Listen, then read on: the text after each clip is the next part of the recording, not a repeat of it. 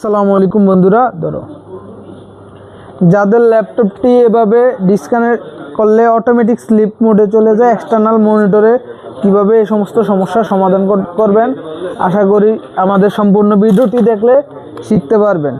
তো সাইনিংয়ে ক্লিক করবেন, করার পরবর্তীতে সর্বপ্রথম আপনারা যাবেন আপনার কন্ট্রোল প্যানেলে, এই যে ক্যাটাগরিতে সিলেক্ট করবেন, তারপরে এখানে লার্জ আইকনের পরবর্তীতে আপনারা এখানে পাওয়ার অপশনে যাবেন। এখানে আপনার চয়েস এই যে ক্লোজ লিড ডাজ, এখান থেকে স্লিপের ক্ষেত্রে আসবেন do nothing save and change. তার পরবর্তীতে আপনারা এখন আপনার ল্যাপটপটি এখানে একটা করো, এই ল্যাপটপটি অটোমেটিক ল্যাপটপ অফ কিন্তু মনিটর স্টিল। তো এখন একটা করো।